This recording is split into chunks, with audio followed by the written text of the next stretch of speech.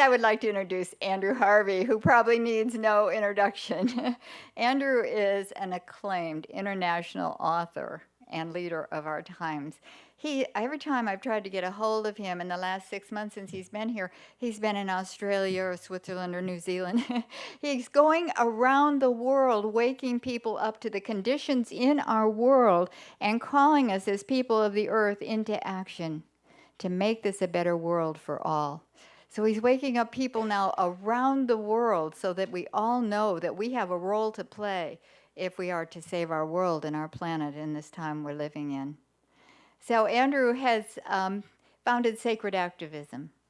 And Andrew and Chris have come together in time and space. And Chris's second wave spirituality and Andrew's vision of sacred activists have come together. And they have recorded, this is their second CD this weekend. They've been recording another CD. They recorded our Evolutionary Relationship CD that we had a class on after Chris was here last time. So they're busy educating us, but they're also busy calling us up higher. Andrew now is calling us to embody our spirit, our mind, our soul, and to get in this physical body we live in and become the divine human that we talk about, that we are here to be. So they have come together, the two of them, and they have the International Academy of Sacred Leadership, which I am happy to say will be hosting the fourth one again this year in March. So much to share with us today. So let's welcome Andrew Harvey. Thank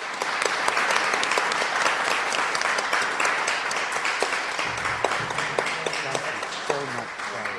Am I switched on? Sort of? Great. Thank you so much.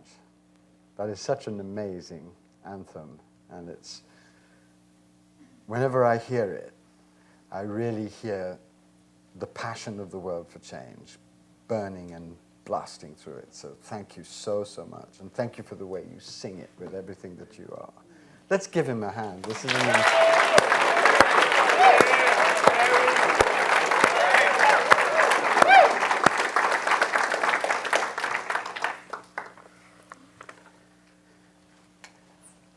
The suffering of the world has been very much present in this room today, and I think everybody who is here understands that we're in a terrible and potentially terminal crisis, and that the way through is a way through of love in action. But I'm not going to talk about the suffering today. I'm going to talk about joy. Because what I've discovered on my journey is that in order to be able to turn up and keep turning up and keep giving and keep struggling and keep fighting peacefully for a new world, what is most essential is that you develop a rigorous discipline of joy. I want to tell you two stories from my own inmost experience. When I was writing The Hope, the book that launched Sacred Activism, I was blocked because I didn't know how to organize sacred activism. So I went to see some nuns that I love who live in Cleveland. And the nun I love the most is a woman called Sister Rosa, who's made major mischief all her life with the authorities, and who the authorities of Ohio are deeply terrified of, because whenever they try to do something awful, Sister Rosa turns up and speaks directly to the camera and tells things as they are. Yeah. And I said to Sister Rosa, I'm blocked in this vision. She said, well, honey, it's simple. You just go into the chapel and you ask Jesus and he'll give you the answer. What are you waiting for? Sister Rosa has a very direct approach to the divine. So I thought, well, if it works for her, why shouldn't it work for me? And I went into the chapel and I said to the Christ, please, please show me the way through. Show me what's most needed. I went to bed and I had a vision of two banners being unrolled in the sky. The first banner said Networks of Grace, and that is the organization that I've created that call people to form cells of lovers of God working in the world for justice. And the second banner said, joy is the power. Yes. Joy is the power. And what I felt when I read that banner was, oh my God, we don't have a hope of transforming this planet as sacred activists if, as sacred activists, we don't manifest in our whole being a radiant, passionate, ecstatic joy that really charms, enchants, entices, and inspires people. Because you can't just come with misery and guilt and shame and an analysis of all the horrible, terrible things that we have done. You have got to be in your being the answer to those things. And the answer is joy.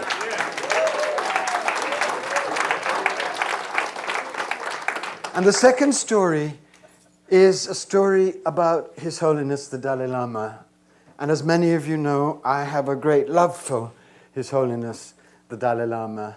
And one of the reasons why, perhaps the main reason why the Dalai Lama is so loved by everybody is not necessarily what he says, which is very profound and very wise and comes from a great tradition. It's what he is. It's the fact that everybody knows when they see that man walk into a room that not only a wise man is walking into the room, not only a man who is profoundly compassionate is walking into the room, not only someone who's very aware of the danger of our world is walking into that room, but something more mysterious and more magical and more amazing, a man of real joy is walking into that room and blazing softly with that joy, trying to awaken that sacred joy with its sacred energy in everybody who comes into connection with him. That is the key to his continuing, inspiring influence beyond religion in our world. About 2 years ago, I heard that the Dalai Lama was going to be in New York. And I very much wanted to go and just be with him, just bask in this indefatigable radiance that in every circumstance he continues to give out. But I'd been to some dreary New Age conference and I was exhausted. And I couldn't get up the energy to get a plane to go and see him, so I just prayed and went to bed, and then I had a dream, and he appeared in the dream. And we were in this small shrine room, and I went up to him at the end of the prayer that he was praying and gave him a white scarf, which I've never done, and he put his hand on my head. And my body, my whole being, filled with bliss.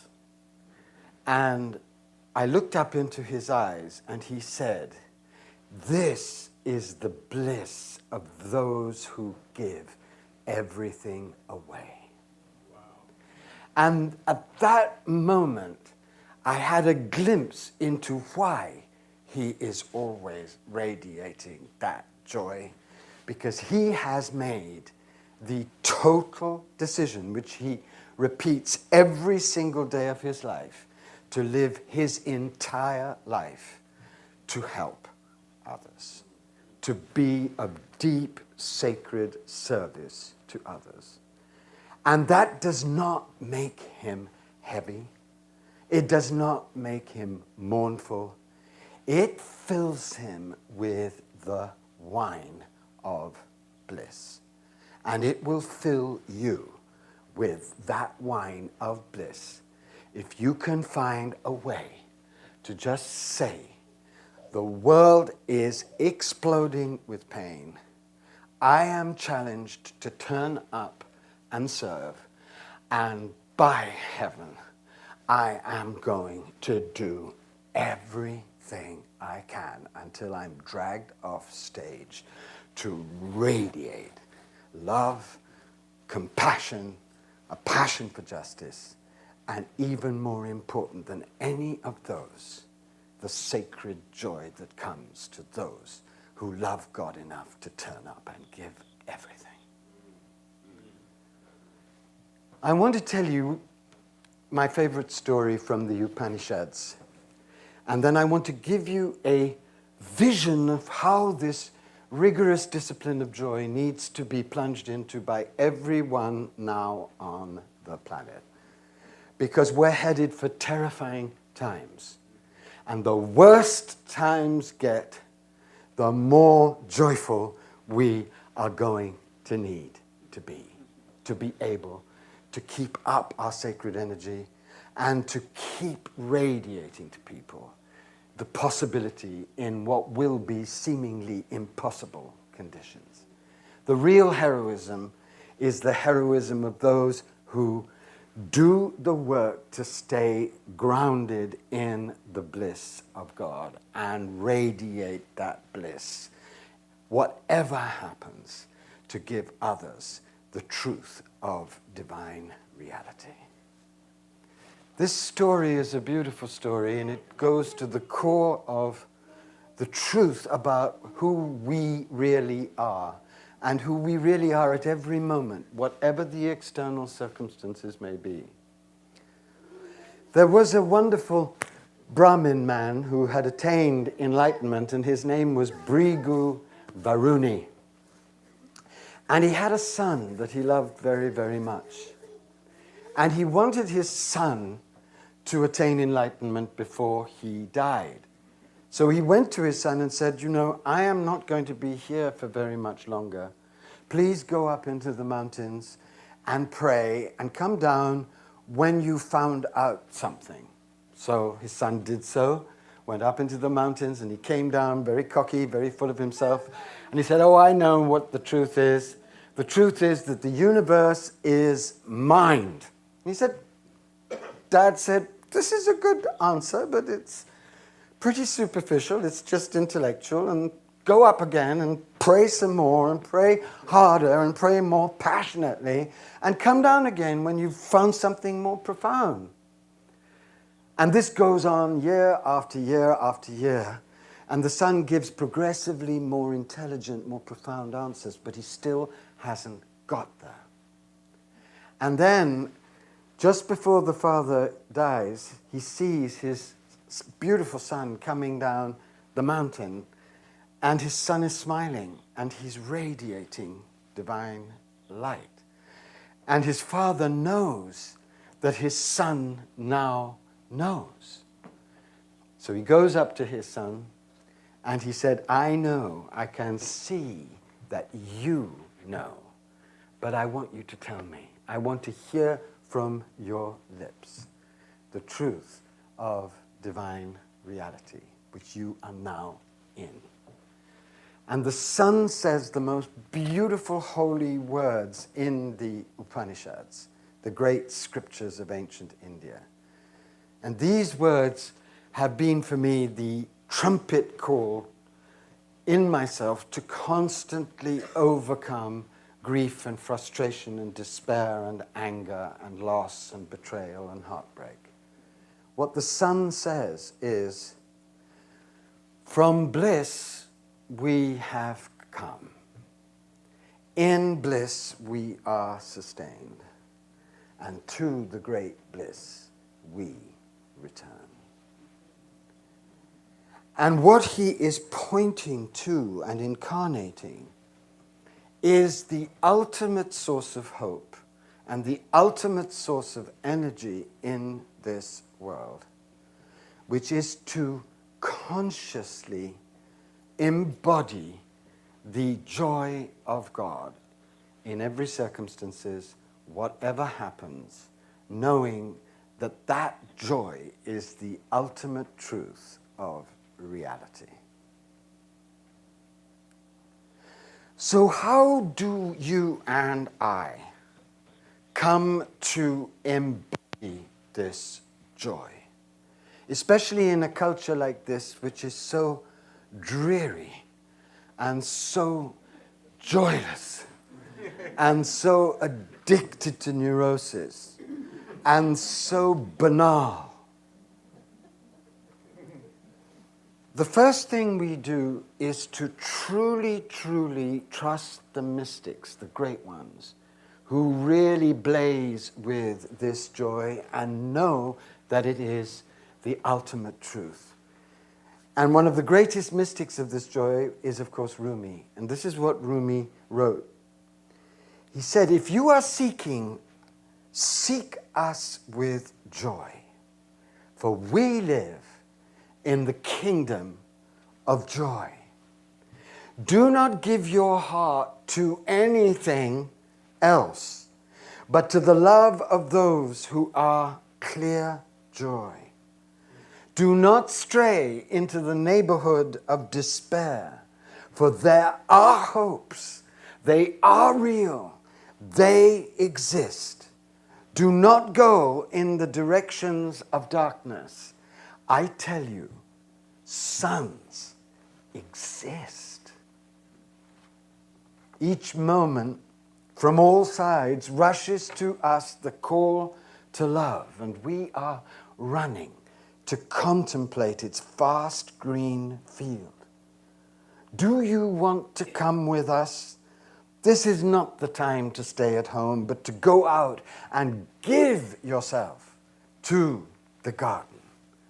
The dawn of joy has arisen, and this is the moment of union, of vision. O King and Queen, Master and Mistress of this time, awaken from your drugged sleep, straddle the horse of joy. It is here, the moment of our reunion. The drum of the coming true of promises is beating. The pathway of heaven is being swept. Your joy is now. What remains for tomorrow is ash. The horses of day have put to flight the armies of the night, and heaven and earth are full of the purity of the light.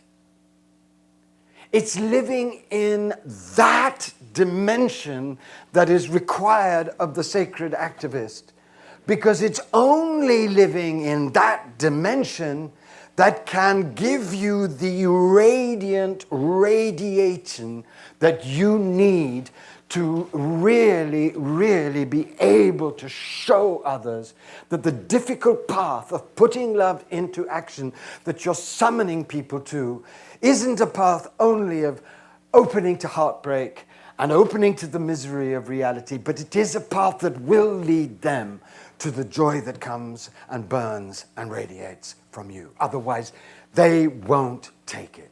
Why should they? Why should they take a path that doesn't lead to the full divinity of their full humanity and the full energy of rapture and joy? Why should any human being take that path? And our job as sacred activists is to do the rigorous discipline of joy so constantly that we come to be able to stand in any circumstance and in any situation as a flame of the bliss of the divine, radiating power and love and compassion. So I want you to think of this great bliss, this ananda, this joy that the Dalai Lama radiates, that Gandhi radiated, that Aung San Suu Kyi radiates, that Jane Goodall radiates, that all the great sacred activists who have changed this world radiate. And I want you to think of it as a great sun with 7 flames leaping from it. And the 7 flames are the kinds of joy that you and I need to really work at, to really cultivate, to be able to stand for the possibility of transforming joy in the middle of desolation and despair. The first great joy that all of us need to claim and to work at is the great joy of loving God with all our strength and heart and mind and body, turning up in this supreme love affair with the beloved, going for broke with all we have, and experiencing the rapture that comes to the lovers who love that much. All of the mystics tell us that when you surrender absolutely to the divine, what the divine floods you with is the peace and the bliss beyond imagining.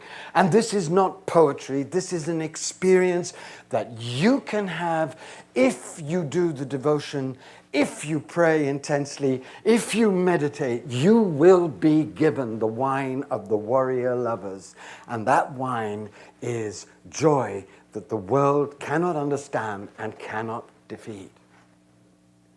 The second great joy that we need to cultivate with deep concentration and deep attention is the joy of celebrating the beauty and the glory and the majesty and the power of the creation.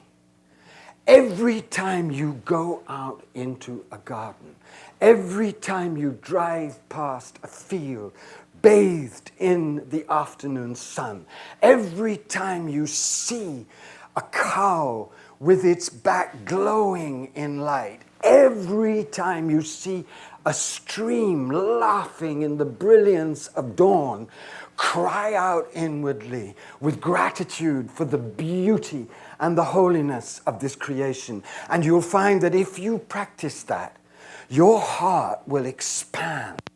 And you will know what Rumi means when he says, adore each thing as one drop from the river of his beauty.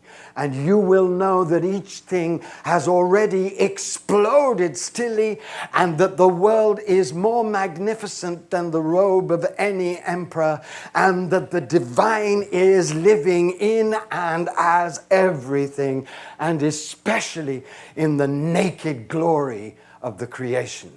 We have to, at this moment when the creation is so threatened, love it madly with the fullness of our whole being. The third great joy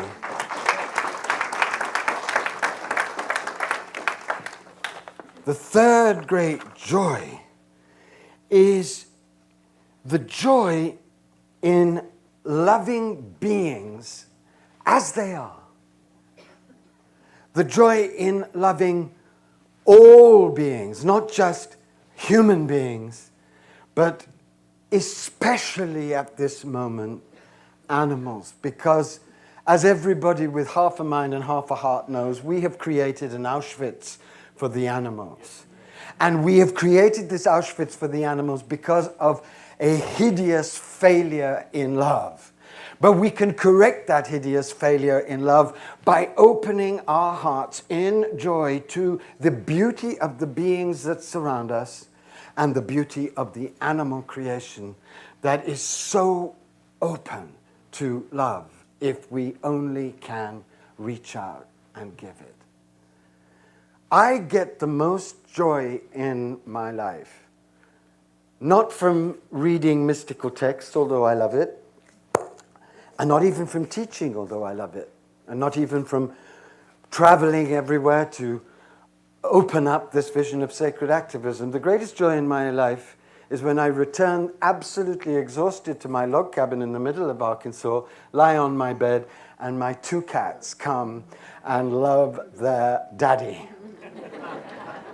And the love that they pour out and the passion of tenderness that they give me and the rapture that I have in giving love back so shamelessly to ones who give love so shamelessly to me is what keeps me juicy and open and buoyant and vibrant.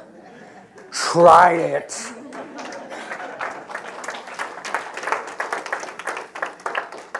The fourth kind of joy that we really need to consciously concentrate on and train ourselves to drink ever more deeply from, is the joy of the arts. My God we have in the arts, in painting, and especially for my money in music, we have such an overwhelming sign of the glory of human creativity and the inspiration that the divine has flooded us with. Look at a painting by Leonardo, listen to something by Bach. When you're bored or blah, put on Tina Turner. For God's sake, get to the sacred inspiration that is boiling in the arts and trying to get you drunk on the joy of creativity.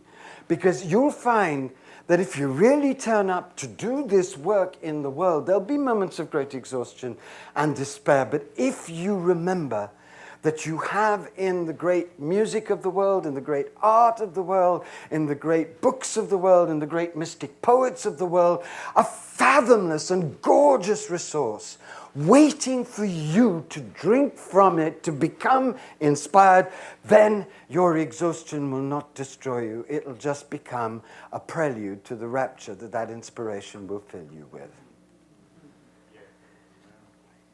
This fifth joy that people need to get into, and this is something that I think Anglo-Saxons are very bad at, and we all need a lot more of this, is play. How often do you do something just for the sheer heaven of it? How often do you play? How often do you relax from the terrible burdens of being so dutiful and so serious about the suffering of the world, which is very important, just to relax and let your whole being breathe in childlike play?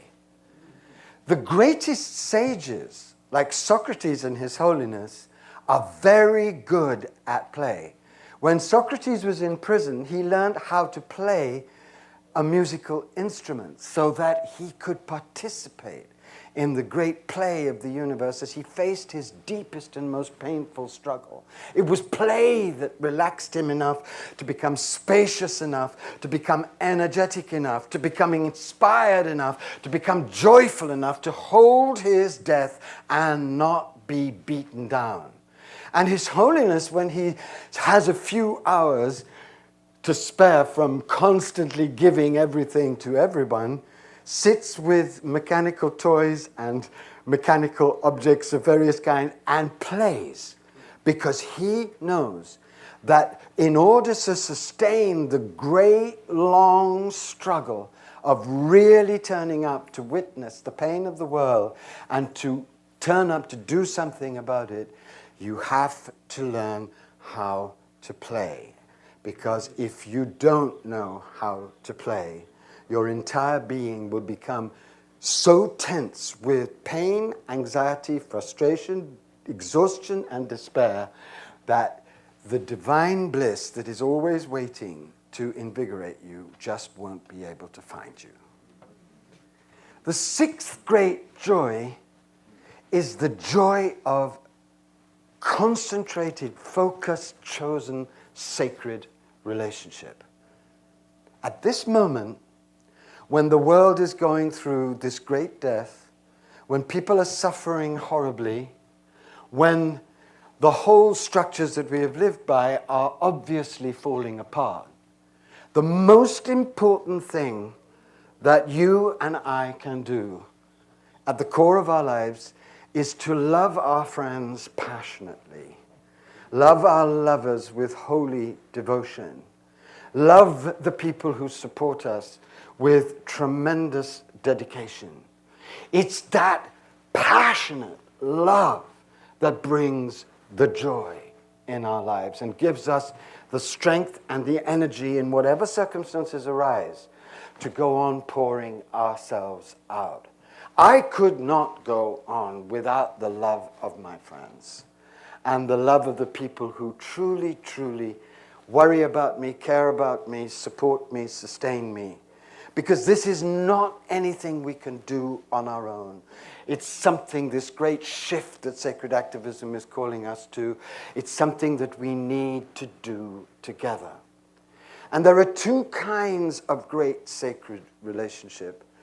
And there are two kinds of what I would call tantric passion. The first is the great sexual passion that arises when you find, if you're lucky enough, somebody that you can love with the whole of yourself and be loved back.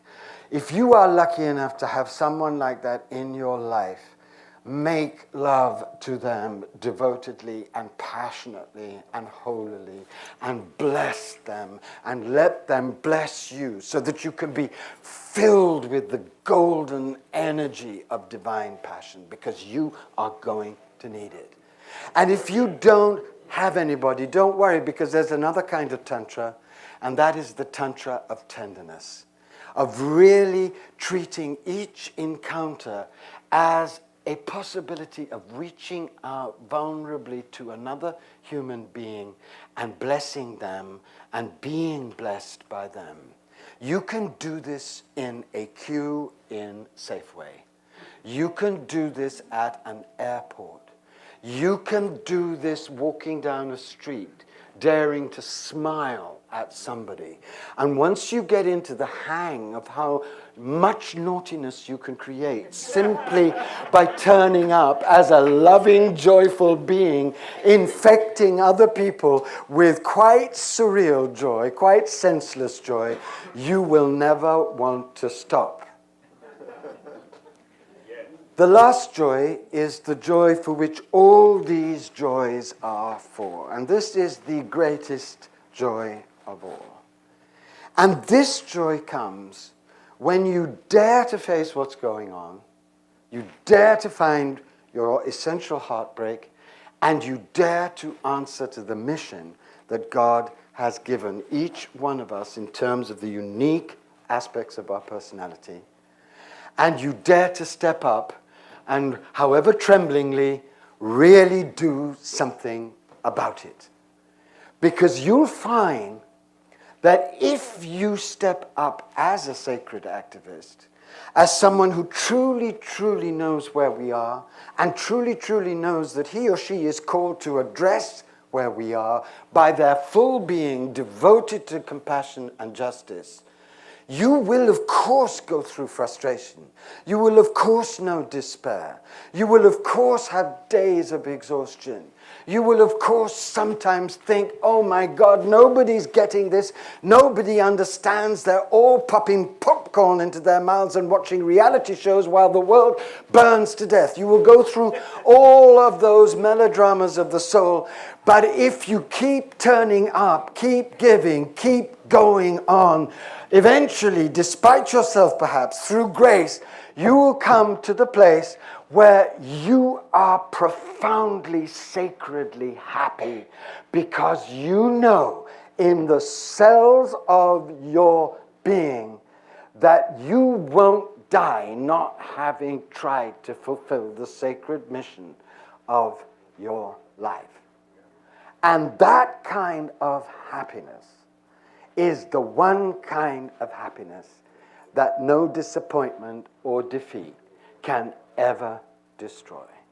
And that kind of joy is the joy that sustained the Christ, the joy that sustained the prophet, the joy that sustained Teresa of Avila, the joy that blazes in Rumi, the joy that gave Gandhi his courage, the joy that radiates through Martin Luther King, that helped him dream the great dream from America, the joy that inspired Lech Walesa to go on and create Solidarność, the joy that gave Desmond Tutu his indefatigable cheerfulness in the face of horrific oppression, the joy that radiates from the face of Mandela, the joy that inspired Aung San Suu Kyi to keep in the line of her pure, deep thought for the future and for peace during those years of imprisonment.